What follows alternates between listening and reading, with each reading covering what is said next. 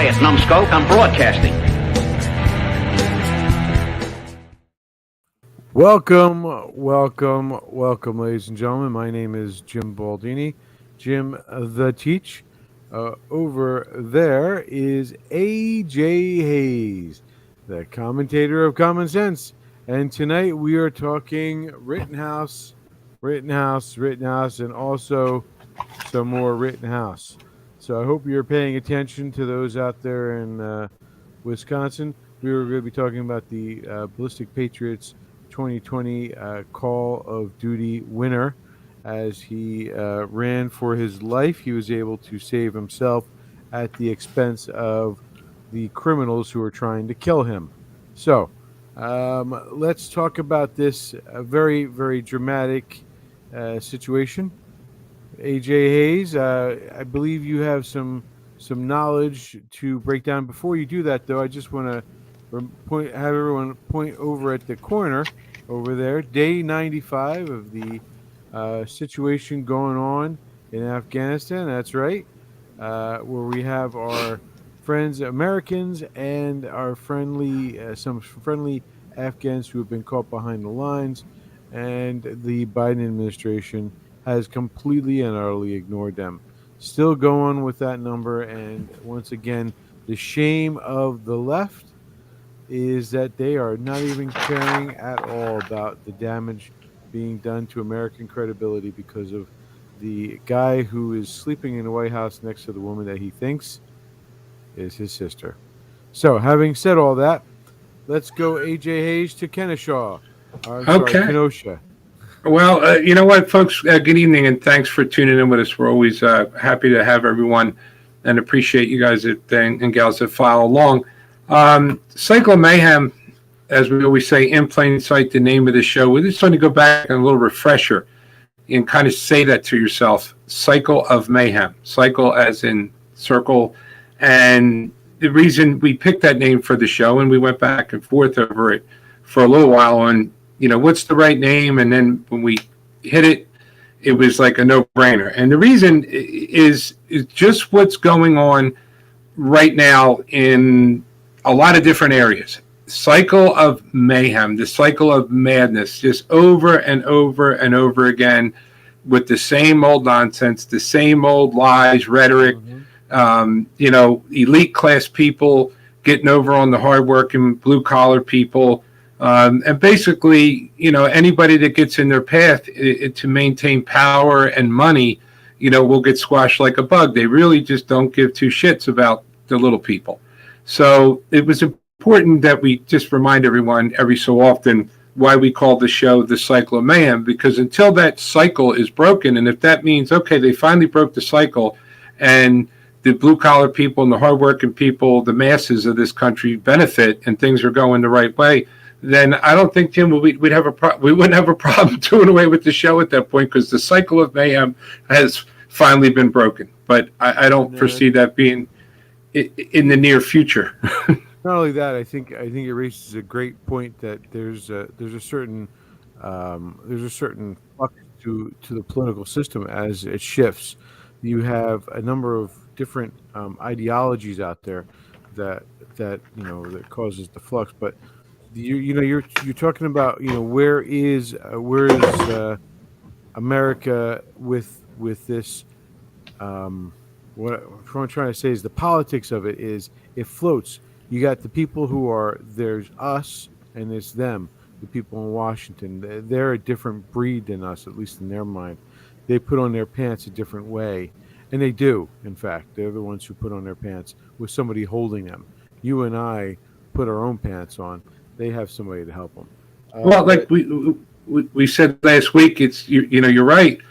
They breathe the same way, in through the nose, in through the mouth, and back out again, and putting their pants on the same way. In their own little twisted minds, they built this little nest around themselves to consider themselves the insulated class. Is what I think would be a better term for it. And as we talked about in the prior shows, is they're not our leaders. They're supposed to be representatives of the people, i.e., meaning they work for us. And that has gotten seriously manipulated, thus creating that keeps the cycle of mayhem running.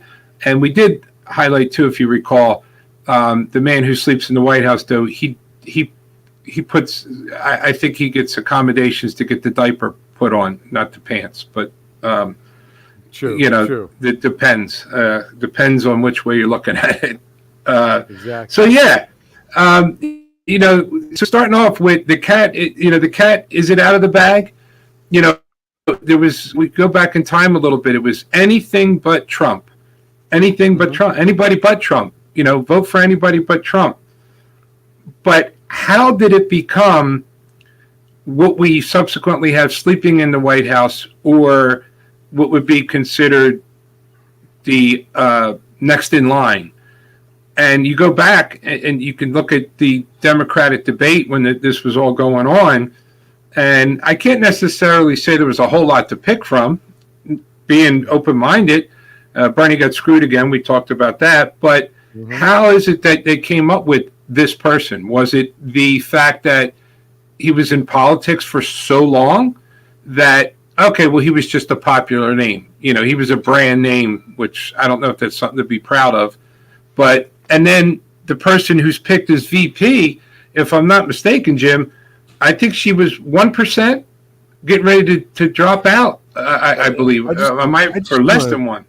She used to date. She first came into the world as a celebrity or whatever. However, she got introduced to the world by Montel Williams, by dating Montel Williams. So that's all I got to say. Is the lady who is one heartbeat away from being president of the United States was introduced to society by Montel Williams. Now, I liked Montel Williams, but she was his date.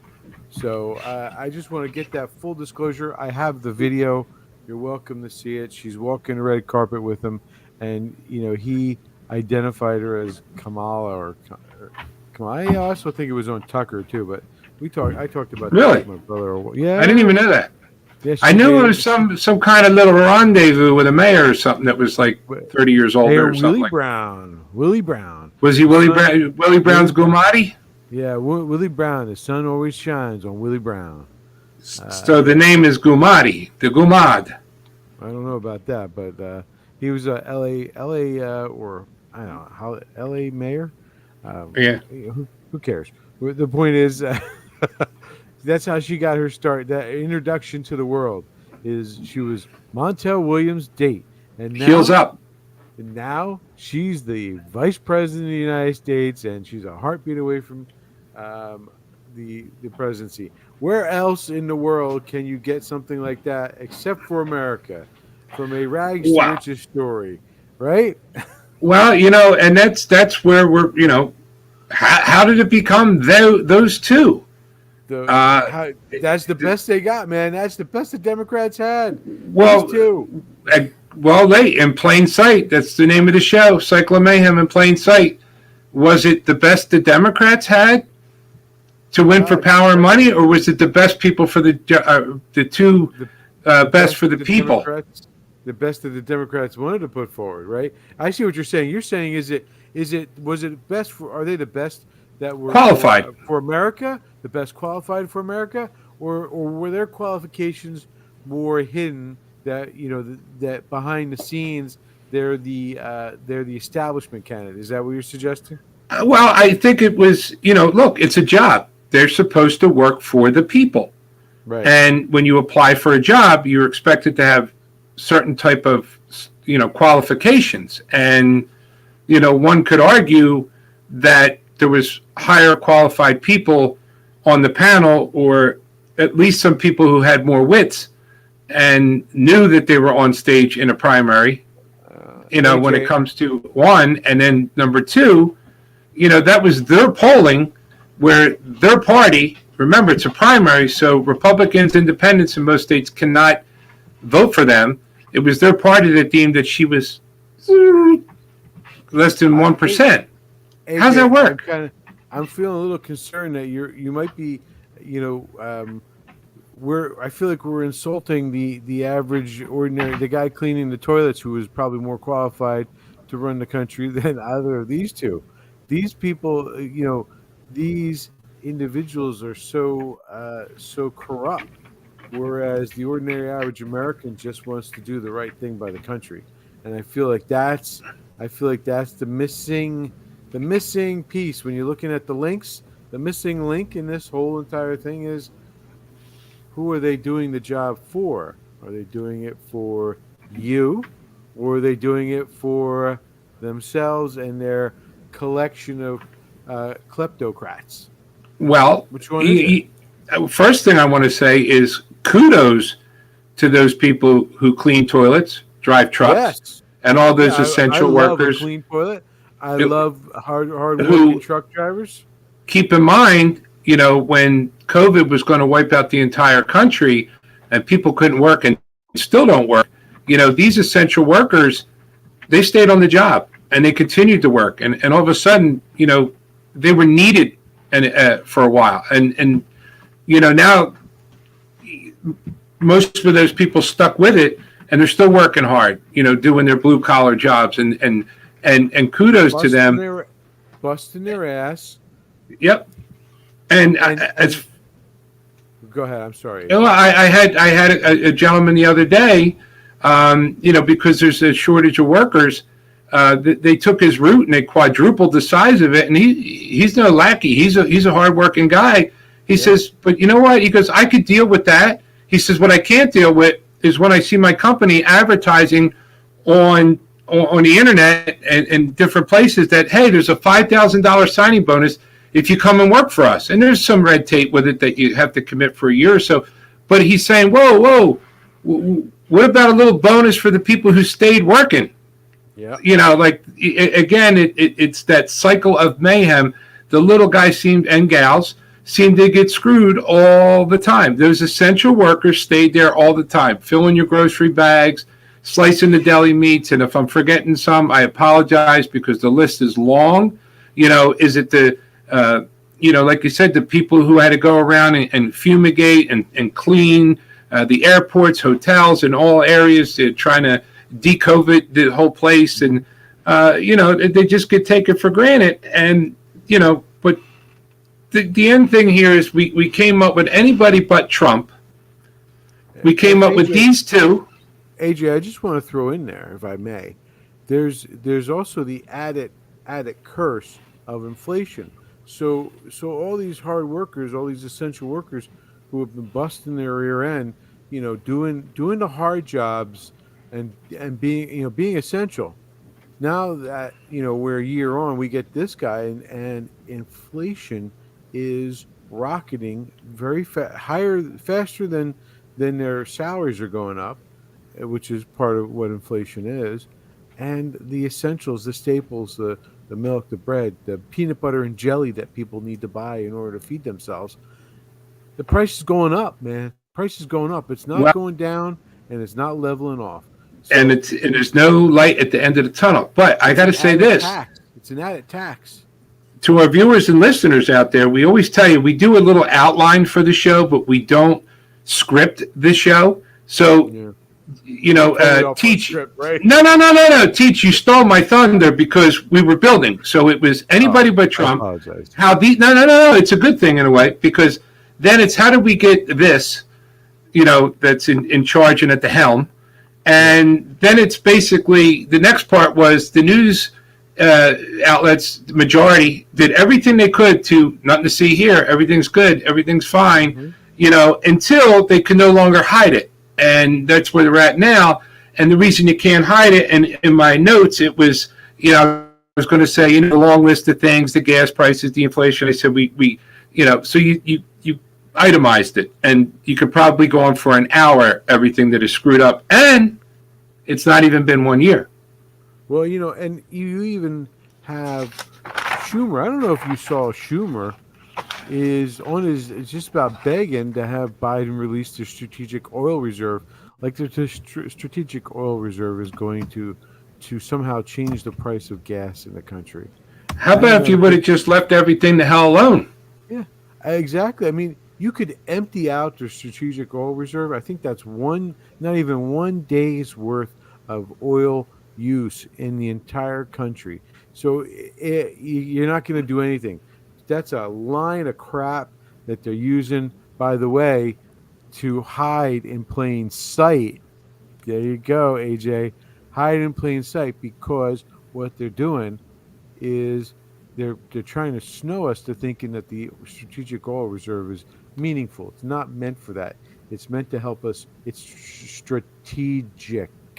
It's not a commodity for us to use. It's more of a model for us to use in case of time of war. That's what it was designed for, and that's what it was meant for. It wasn't designed to alleviate the price of gas at the pump. That's what good common sense fiscal policy does.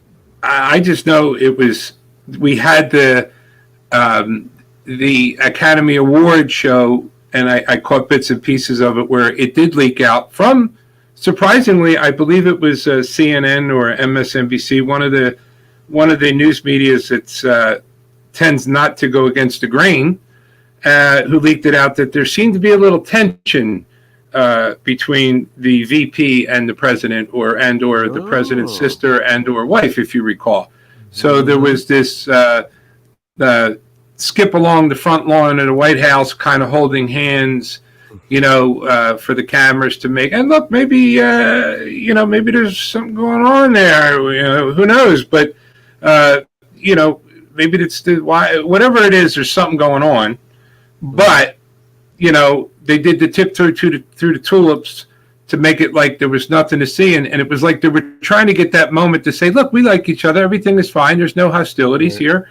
And all of a sudden, out of the side there, and Chucky, he just looks like a Muppet.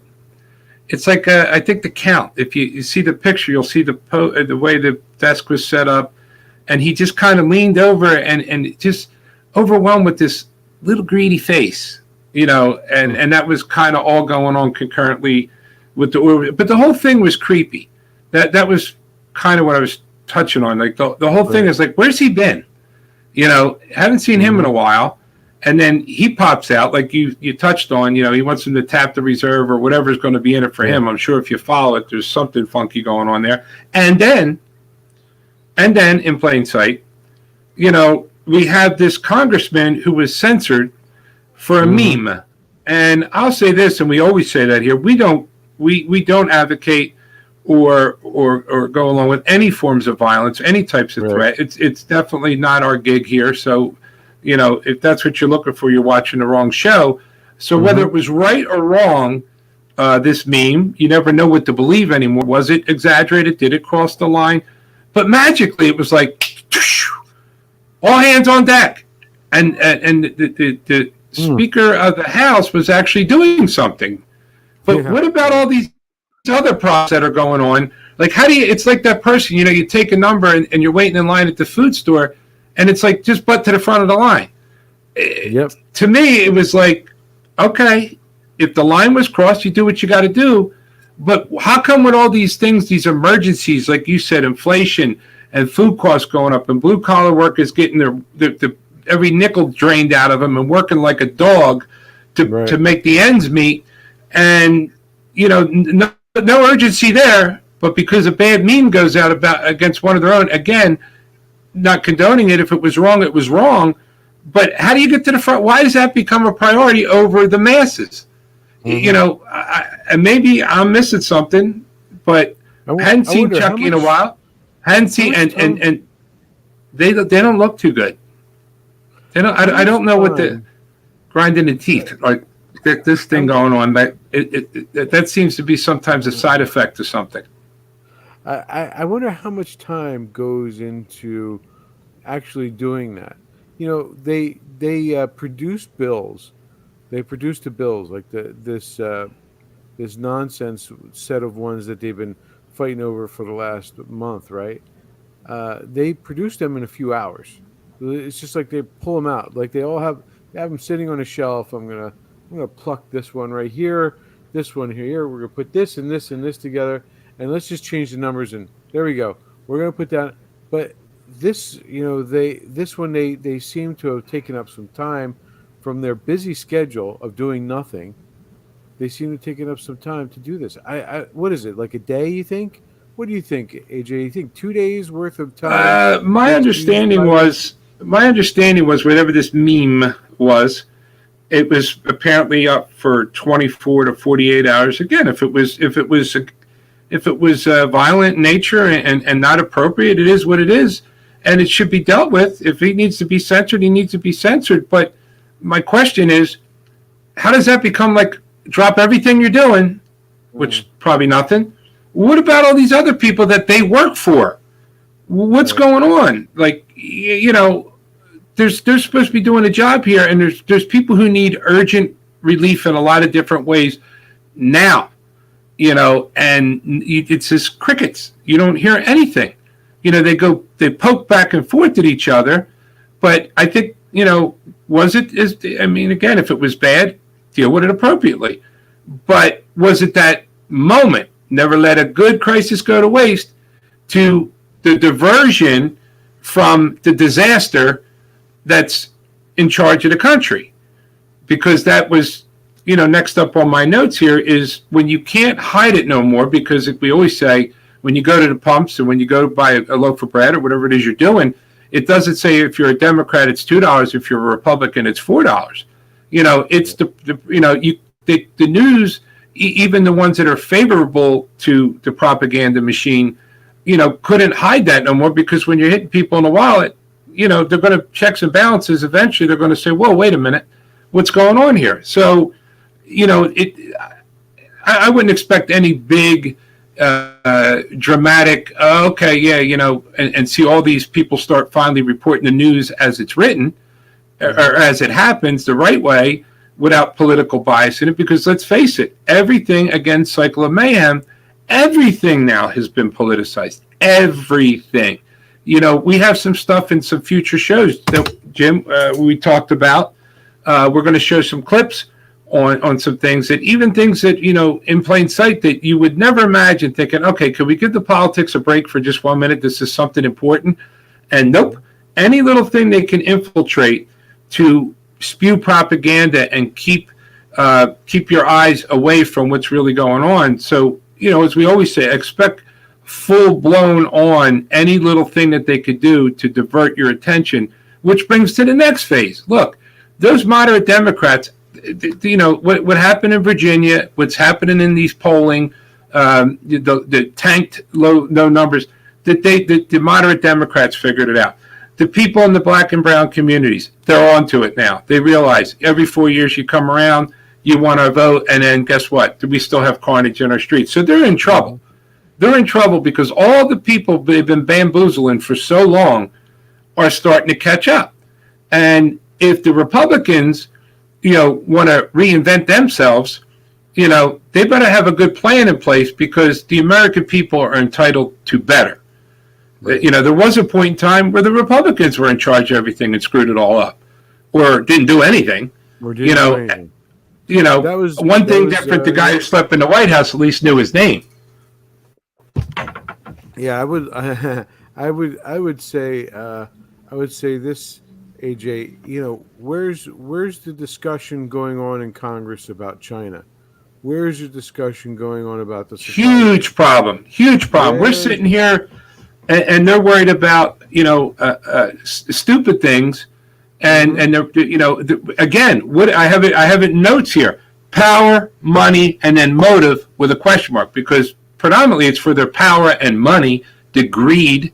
Is there another motive? But that actually, Jim, when I was taking my notes today and putting them together, I said, for Christ's almighty sakes, China's got this crazy thing buzzing around there in outer space.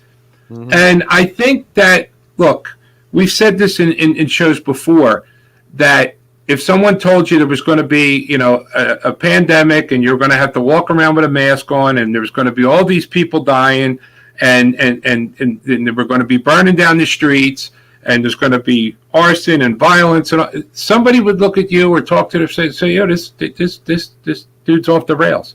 He's talking about and guess what? It happened. So to sit there, give me a reason not to believe that while China realizes that people are asleep at the wheel, that they're not going to take advantage of every little bit. Another thing popped up today about Iran. There's centrifuges. Look, I'm not a nuclear physicist. I don't know how this stuff works. But I think there were a little tiptoeing going on in the beginning, thinking maybe it was a ruse. Could this guy really be that incoherent? But now that they realize that, the elevator's not going up, there's some serious stuff that's in play. But it's basically, politicize everything, do everything you can to maintain power, and they feel it, slipping away. But it's, there was a woman, we started earlier, we're going to touch a little bit on this Kenosha thing. There was a woman who lives there, and, it really hit home. I was flicking channels, and it just happened to be there. And I'm paraphrasing her slightly, but she said, why do these people come here to just burn down our town and then leave? Mm-hmm. And this is a woman who lives there. She's a woman of color.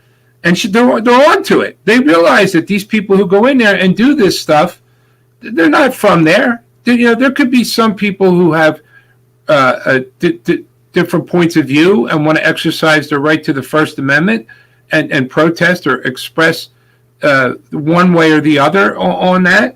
But you could just see the pain in this woman's face. It was almost like she had PTSD from what she experienced before. But I think the key part of it is where she highlight, and then they go home. And then they go home. And they leave us again with nothing. Cycle of mayhem. It's the cycle of mayhem, and it's not healthy that it keeps going round and round and round, and it's same old shit, just a little different spin on it. So AJ, is it time to dig into Rittenhouse? Well, yeah, because I'm sorry, Jim, we were building dig into it. Yeah, we were building because a lot of people with this Rittenhouse trial, it's there's different points of view. People, depending what you watch. Full disclosure, got a lot of things to do, and sitting there in front of the TV watching every minute of this thing didn't do it. So I'm not going to comment on, whether this video was right or this angle was right. No, but there is some things that in plain sight to me were just mind-boggling. Obviously, it's a very high-profile situation. Now, some people, I've heard some conservative talk shows. I don't think we can refer to any of them as news anymore. So we'll say conservative talk shows and liberal talk shows. We can go with that, Jim? Yeah. Talking about... Although I will say this, many of the conservative talk shows brand themselves as talk shows, but many of these liberal so-called talking heads brand themselves as news people. That, I think, is an important distinction. Like Tucker sees himself, he tries to push himself as more news, but ultimately he says, I'm a commentator. I talk about the politics. I am not reporting on the news. I talk about same with Sean, same with Laura, same with many of the people on Newsmax too. So I'm sorry. Go ahead. No. It was it. So a lot of their take on it was this is a push for the left to be able to start to infringe on people's Second Amendment rights, mm-hmm. and to create more laws to infringe on people's Second Amendment. Where we always try to say here, we try to go and look a little deeper into it because there probably is something more to it. And before we get into that, there's some questions that just, blow my mind, where a polarized trial of this, and the incompetence, you didn't need to watch the whole trial to see the incompetence of the prosecution in this. It was, the whole thing was just a disaster from the start. And, talking to some lawyer friends and just, getting to just overall etiquette in the courtroom and mm-hmm. integrity in the courtroom and basic lawyer 101, it was like all that was out the window. And I think there's still the coin toss. Were they that stupid? Or, is it that politicized where, behind the curtain, that there's someone with a lighter to their ass saying, you better win this goddamn thing because we got an agenda to fill out. I don't know, but we have. I coined actually a name I didn't tell you about. The main prosecutor. I call him the fake Chandler. Fake Chandler. You know, his last name is Binger. You know, do you remember Friends? Chandler No, Bing. I remember the show, but I never watched it. Chandler last name was Bing, so I figure fake Chandler because he looks like Chandler from Friends, and Goofy acts goofy like Chandler from Friends. I gotta say, the little bit I saw, he didn't I don't even know how to describe it, but he seemed like he didn't have his wits. It just it just seemed all of a mess. But that being said, before we get into precedents and what could really become of the outcome of this trial, is certain things that a high profile case like this, you don't want any reason, unless you screw it up, that you would want a mistrial. You want a fair prosecution. Again, doesn't matter what side you're on. You could say this guy is a serial killer, and you could say he stood up for himself and followed the letter to the law. Irrelevant. It's irrelevant to these things that you're going to be pissed off on both sides if you don't just run it right up the middle and do it the right way. And there was a couple things that just blew my mind. Why first, a profile case like this, why wouldn't they sequester this jury? Why wouldn't they do it? They've done it for less profile cases, to my understanding. And I am not a legal expert. I am not an attorney. But we do talk about common sense a lot here.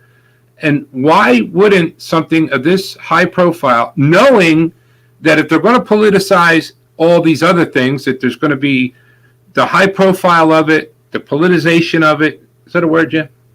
Politicalization. That was it. Sorry. And, sequester these people. Let them have nothing to focus on but the nuts and bolts of the evidence presented in the trial. So, to me, I think it was off to a bad start, aside from maybe, there's been different points of view from legal minds that went too fast with it, didn't have the ducks in a row before they did it. Again, nobody's here is trying to talk as a legal expert. Common sense questions, why weren't they sequestered? And then you hear over and over again how protesters exercising their right to the First Amendment, whether they're for or against a specific decision, out there where the jury can hear these people, which then could create intimidation and or taint a jury.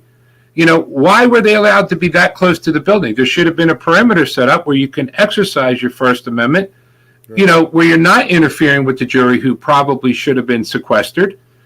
And then there was a lot of, because of the amount, you remember, you can't believe anything you hear on talk shows, news talk shows, or however we want to categorize them. But then you have to let your common sense come into play when you see kind of repetitive that there was people taking photos of, apparently taking photos of the jury. So, all these things could have been avoided because, it's like, it's a powder keg. If this goes one way or the other, when you don't want it to one of these things, if they could have been done later, say, oh, we should have, could have, would have on things that should have been done based on common sense. AJ, I got a additional point for you. I did catch glimpses of the trial. I did, kind of zone in a little bit on it when I could, or the outtakes of it. But I watched as the jury was often, a lot of the critical moments for the prosecution where they pulled the jury out of, which you're supposed to do, out of the room to have the lawyers discuss a point of order or a point of the case, whatever it may be, out of the earshot of the jury, so the jury doesn't get tainted by that. Well, this was telecast live. It was discussed ad nauseum on the news. What's to stop these non-sequestered jurors from, when they get home, going, hey, honey, what did the prosecution do during the time when they were kicked out at 2 o'clock. Because what's to stop that conversation from happening? Look, What's the point of pulling the jury out if you're just going to be able to watch it on the YouTube? What's the point? And in today's world, look at all the, what they call it, leaks, that come out of people that have to have like 7 levels of security clearance to be in a certain building, but yet there's leaks. Yes, man, I don't like to drop F-bombs on here, but we're really pucked, as in hockey puck. It's like I thought this boat wasn't sinking. Well, like I said, I didn't get to watch it. You see the highlights of it, but it looks like Binger, the guy who started it and got all disheveled. I mean, his expressions, kind of do tell you like, uh-oh, And then when he points the gun at the jury, with his finger on the trigger, what a moron! What an absolute moron! And then who's the co-prosecutor there? Crisco.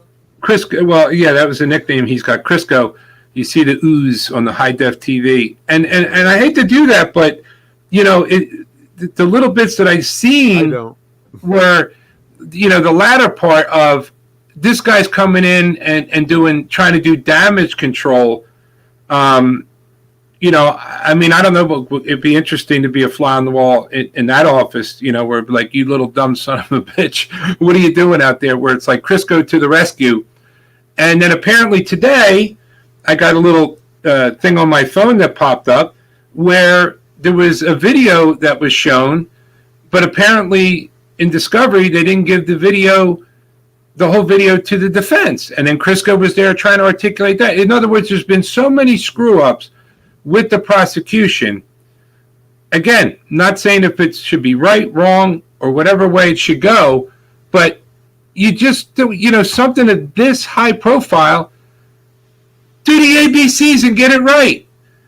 Give the people the evidence.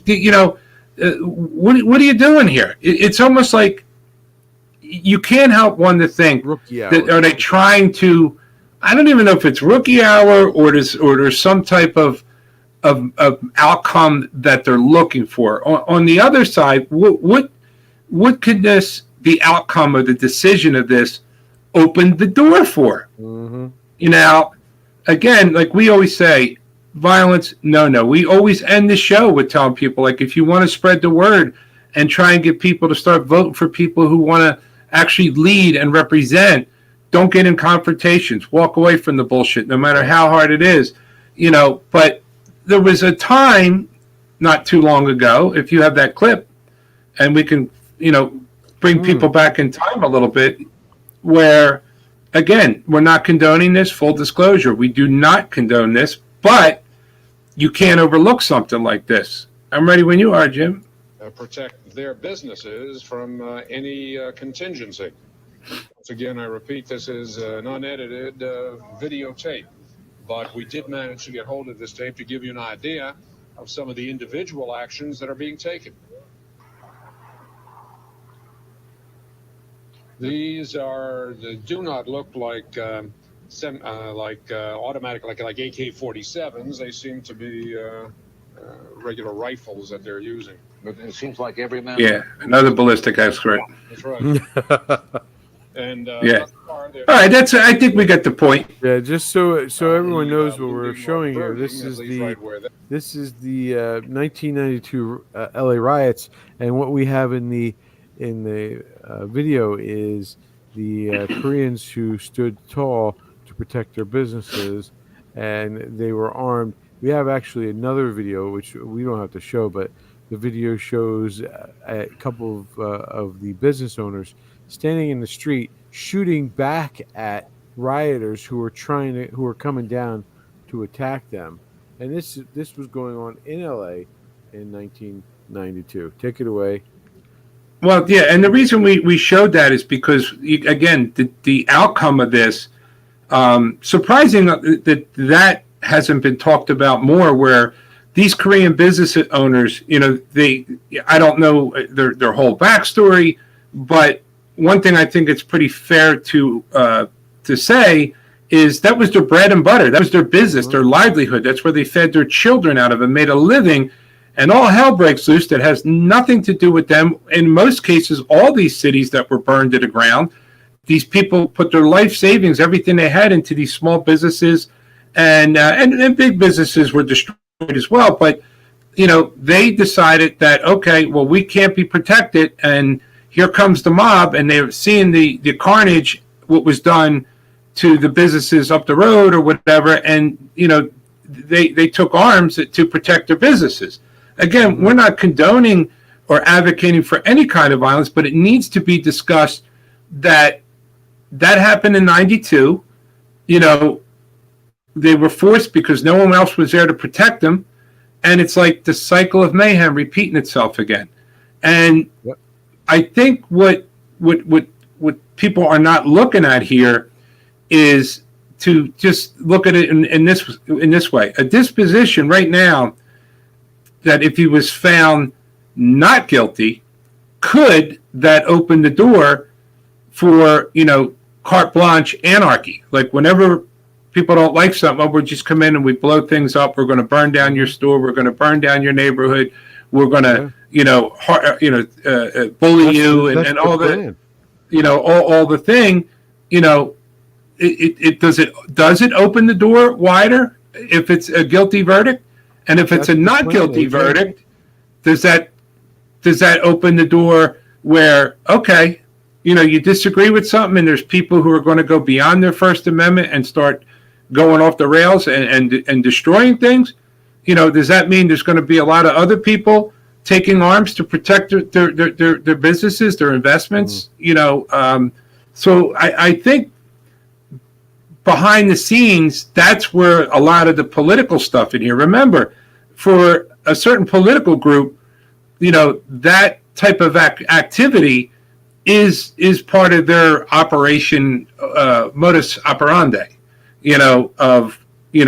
Whether they play the abortion, whether they play the race card, whether they play that. I mean, that's been another tool added. Where, like that woman said, these people don't even live here.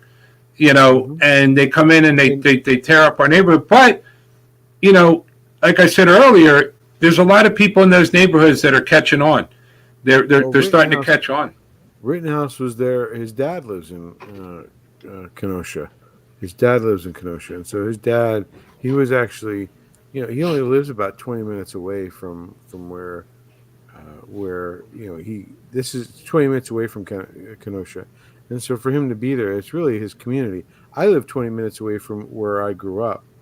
And I live out in the woods. I'm thinking about like where you live, AJ. This is 20 minutes from you is still within your range. It's still within your neighborhood, still within your area where you would travel on a daily basis. 20 minutes for us is not that big of a deal. I'm not really sure where the mindset is that he's from, other than him crossing state lines. I don't get other than that. It's just being used as a tool. But I do think that they've bitten off more than they can chew.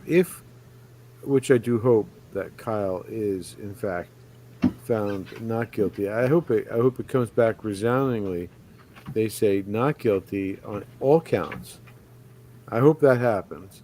But I will say if there's a riot afterwards, which seems to be the plan, and the media does their usual shtick on it being peaceful, mostly peaceful, I think that it actually this might be the point. We might be at a tipping point where they've bitten off more than they can chew. And if I can just take 2 minutes to explain my reasoning here. To look at it like this, when George Floyd was killed, the universal feeling was that was wrong and that shouldn't have happened, right?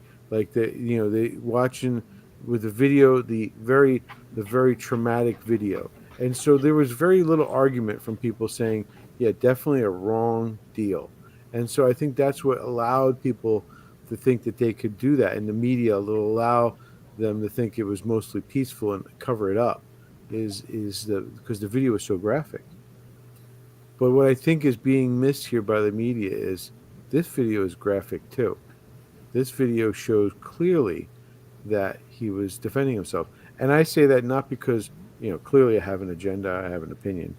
I say that because the people on the left side of the aisle who have seen the video and people who I know are very liberal say to me it's a clear case of self-defense. I'm not talking about the wacko who says automatically, who parrots the CNN line. I'm not talking about that guy.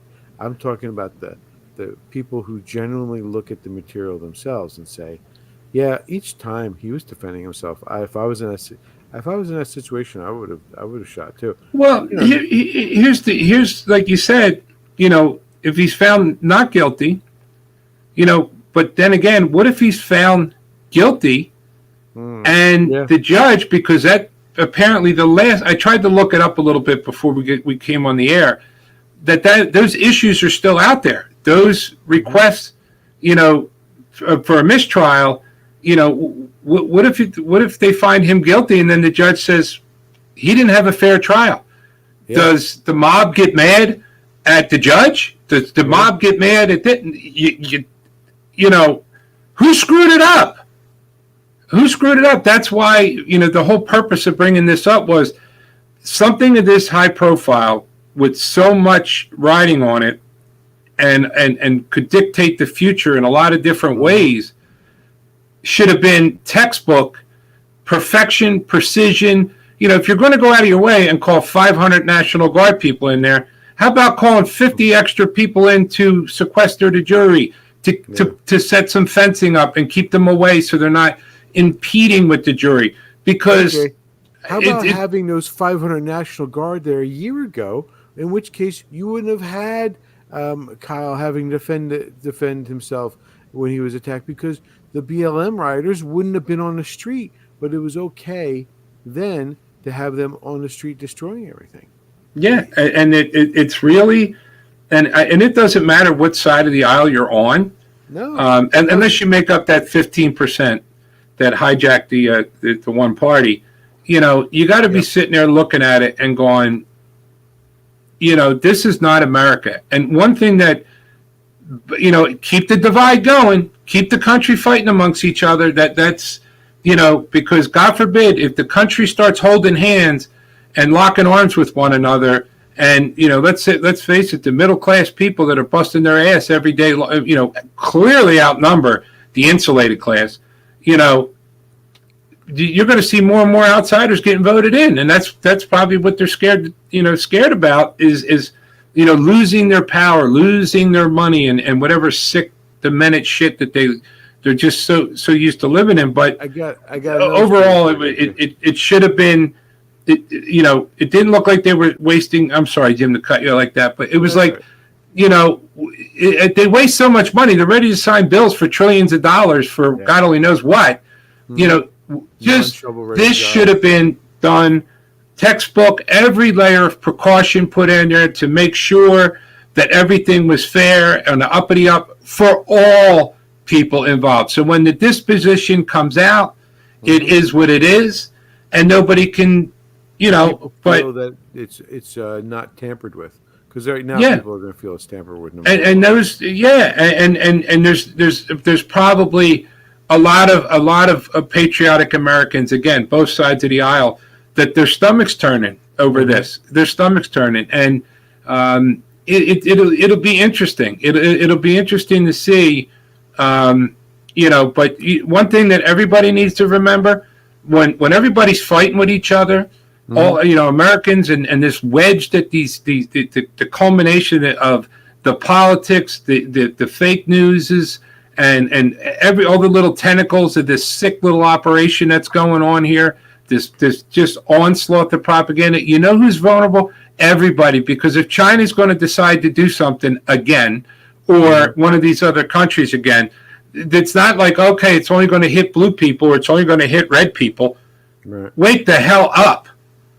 and stop being such a goddamn sucker and let these damn fools that are insulated keep playing you like this. Damn it, use some common sense. Two things. First of all, the Chinese are building right now and plan to have by 2024 a carrier the size and strength of the Gerald R. Ford carrier class. That is the top line carrier that the United States, brand new carrier. It's like a $12 billion carrier, enormous powerhouse.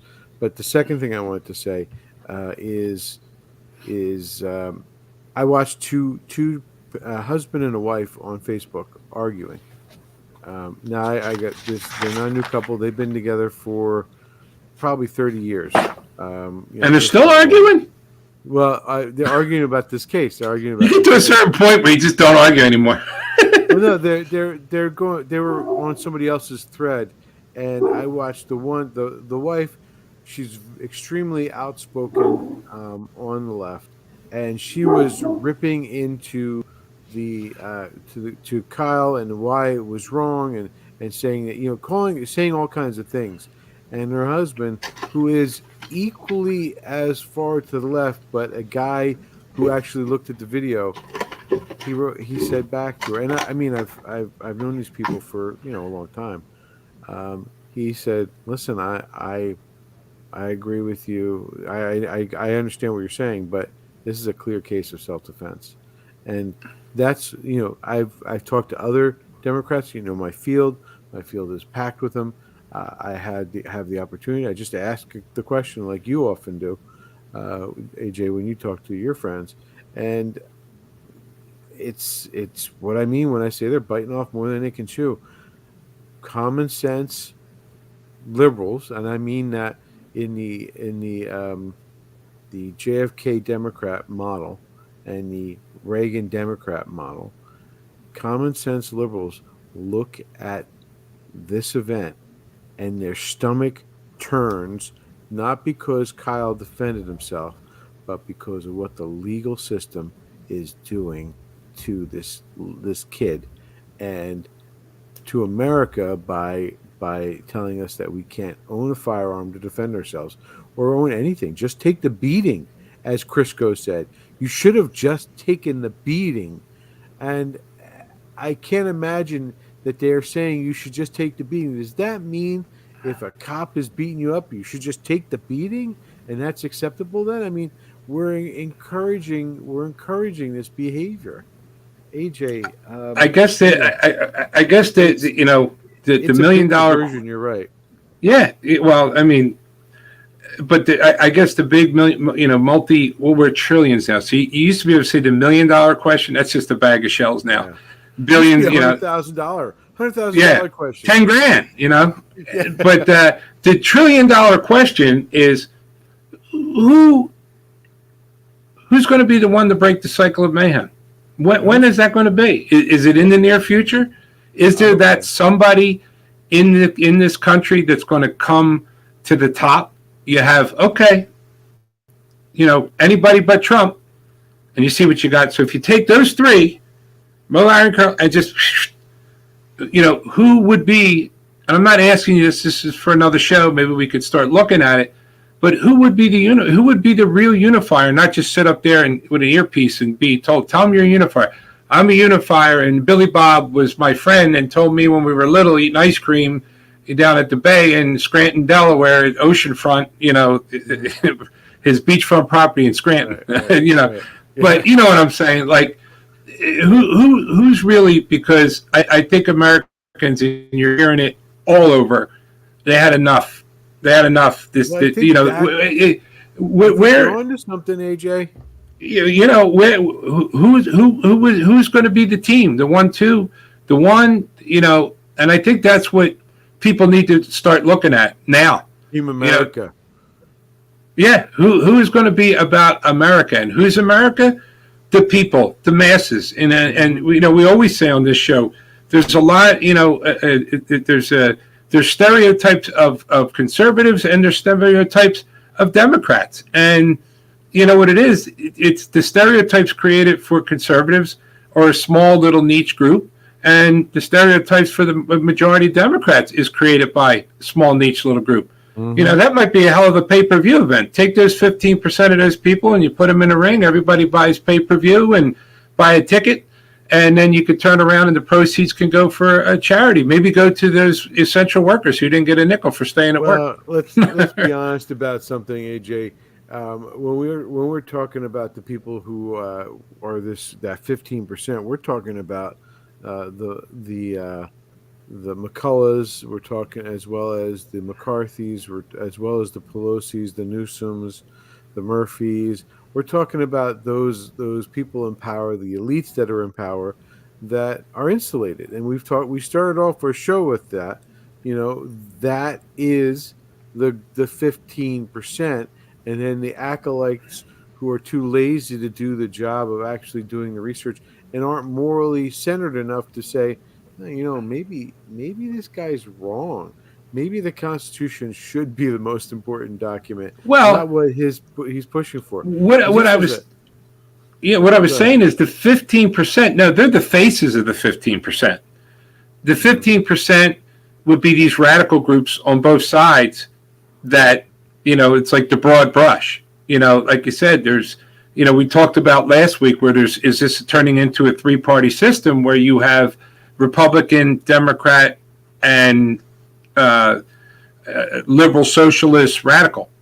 It's and the same, on the right side, but it's mind-boggling how, it looks like conservatives are trying to rebrand their identity. And, look, times change. The question is, how long is it going to take for the Democrat Party to finally? It looks like they try to make a little push to say, no, this 15% of nonsense is not who we are as a party. And it looks like it's starting to go there. And then, they get the door slammed back in their face again. And, but ultimately, who's going to, something to think about, folks that are watching, who would you pick, out of the 300 million choices that you have, that would be a real unifier, that can actually genuinely break through.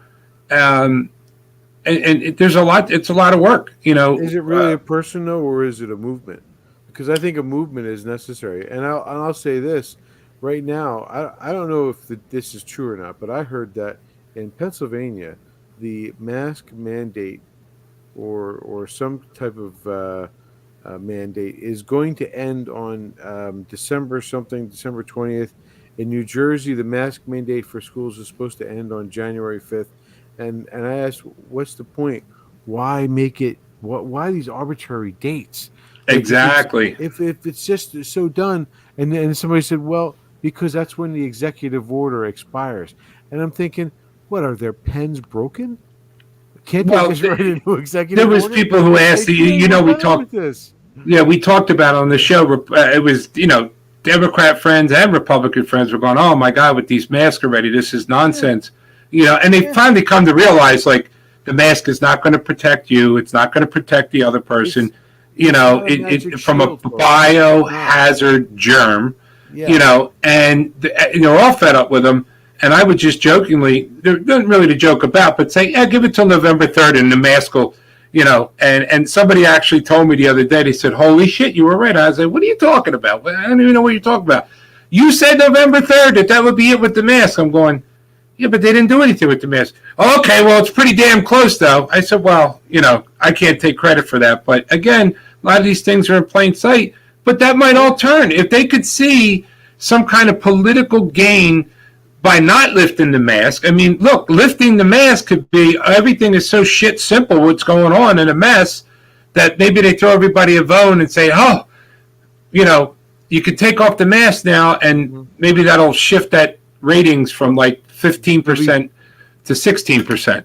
AJ, listen, if we can do away with the mask, here's another question. I'll leave this for you to discuss in a future show if you wish. If we don't need the mask, then we don't need mail-in ballots anymore, because the entire purpose behind the mail-in ballots was so that you didn't get sick when you went to the polls. Can't go vote. If you don't need the mask, and if the COVID is no longer a threat, because you obviously it isn't if you don't need the mask, because the masks were a magic shield, then we don't need to mail in ballots. You So shouldn't have said that, because now we're going to be in mass for the next 10 years. well, my point though sits. My point still sits. Well, they'll still do boosters. Don't worry. In July, they'll start saying the numbers are going up, and everyone needs to get their boosters. Put the mask back on, and then that way they'll be able to ensure that it happens. I say we should start a movement. No COVID, no ballot, no mail-in voting. You know what? We should come up with something like that. Well, I mean, we're running. We'll continue that for another show. But I could just tell you, because it was such a low energy election, that the mail-in ballot requests after the deadline in a lot of areas were so minuscule that they were on the phones calling, say, no, you have to come out and vote. Like, it goes from, no, if you go out and vote, you could die of COVID. You got to fill out the paper. But when they didn't get enough in, then it was, get on the phone and start the phone bank telling people, and you might have, you'd love to be a part of that conversation, but you told me I would die if I go get the virus. And, but don't worry about it. It's okay tonight. It's only 76 degrees. It's the perfect temperature. It's maximum conditions that you won't get sick. I mean, I can hear it. Bullshit. It's the I tell you, it's the Atlantic City magic syndrome. Anywhere outside the city, outside the city of Atlantic City, if you are smoking in a enclosed bar or restaurant, then you are guaranteed to get secondhand smoke cancer. But if you're in Atlantic City in one of the casinos, guess what? There is zero chance that you're going to get secondhand smoke cancer, because you're in Atlantic City and there's a magic protective shield around. Atlantic City. What's the name of that filtering system they have in the casinos? Called the lobbyist filter machine. Is that what it's called? Filter machine. Yep. Exactly. Yeah, that's what it's called. Yeah. The perfect example of hypocrisy, and the fact that the people who are in power can even say it with a straight face, and then turn around and say, "Well, I don't like it, but it's okay." Yeah. It's ridiculous. Just more of the same. More of the same of the cycle of mayhem in plain sight. Folks, that's why we tell you, thanks for tuning in and watching. And, these are the things we try to steer you in the direction. You make your own opinion and render your own decisions. But a lot of this goes on right in front of your eyes every day. We just try to remove the smoke and mirrors, pull back the curtain, and give you an inside look at it. And then, as I always say, try to spread the word, but be peaceful about it. Don't take the bait. Don't be a sucker. It's not worth it. If someone's really willing to listen, and you can unite on a common ground to, start building bridges instead of breaking them, that's the way to go. Yep. But always try and be friendly and kind. Don't stoop to that level, because it's all about, trying to be peaceful. You're just not going to fix someone who's stuck in their ways. You're not going to. Some people just don't want to hear it, but eventually they will. Eventually they will want to hear it. So that's all I got, Jimbo. That's our show. That's a wrap. Remember, ladies and gentlemen, like and subscribe to the channel. Spread the news. Get the message out. Your friends, your neighbors, your fellow countrymen are needing you to step up and share this message. This is going to help save your friends from the onslaught of the socialist totalitarians who want to take away your freedom of speech, who want to take away your freedom of choice on how you live your life. And it's time for us to stand up and hold ourselves accountable against them. Ladies and gentlemen, again, thank you for watching, and it has been a pleasure. God bless you. God bless everything. God bless everything you do.